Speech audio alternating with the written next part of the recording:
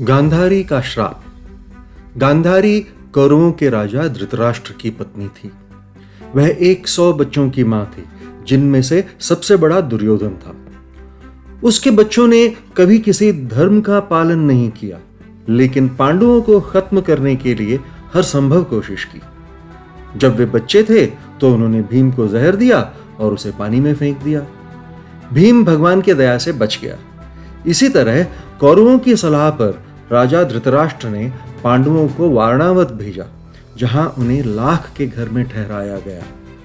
वहां वे विदुर द्वारा बचाए गए और आग से नहीं मरे। बाद में पांडवों को जुए के खेल में हार का सामना करना पड़ा, जहां गांधारी के भाई शकुनी ने धोखाधड़ी की थी।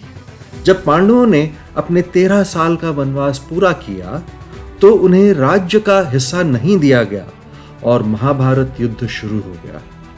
महाभारत के युद्ध में कौरवों की पराजय हुई और सभी मारे गए। युद्ध के बाद जब गांधारी कुरुक्षेत्र गई और उसने अपने मृत बच्चों के शवों को जमीन पर बिखरा हुआ पाया तो वह बहुत दुखी हुई। उस समय भगवान कृष्ण उसके साथ थे। अपने दुख में वह भगवान कृष्ण पर बहुत क्रोधित हुई और उनसे कहा कि यदि वो चाहते तो युद्ध को रोक सकते थे।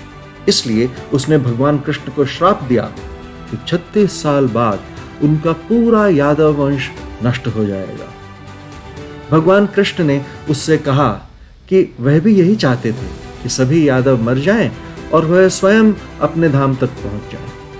उन्होंने गांधारी को उसके बच्चों के सभी गलत कामों की याद दिलाई और उससे कहा कि अगर वह चाहती तो वह उन्हें उन सभी पापों को करने से रोक सकती थी, लेकिन उसने उन्हें कभी नहीं रोका और वह भी अपने सभी बेटों और उनकी सेना की हत्या की जिम्मेदार है।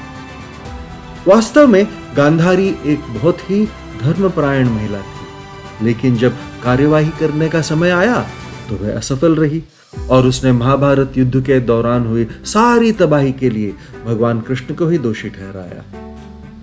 भगवान कृष्ण बिल्कुल भी जिम्मेदार नहीं थे, लेकिन गांधारी ने अपने दुख और क्रोध में खुद पर नियंत्रण खो दिया था। इसके बाद गांधारी अपने पति धृतराष्ट्र और कुंती के साथ वन में चली गई, जहां वे सभी आग में मर गए। इस कहानी के बारे में अधिक जानने के लिए कृपया महाभारत पढ़ें। अगर आपको यह वीडियो पसंद आया हो तो कृपया लाइक बटन पर क्लिक करें, चैनल को सब्सक्राइब करें और इस वीडियो को अपने परिवार और दोस्तों के साथ शेयर करें। हमारे चैनल से अपडेट पाने के लिए कृपया बेल आइकन पर क्लिक करें। धन्यवाद।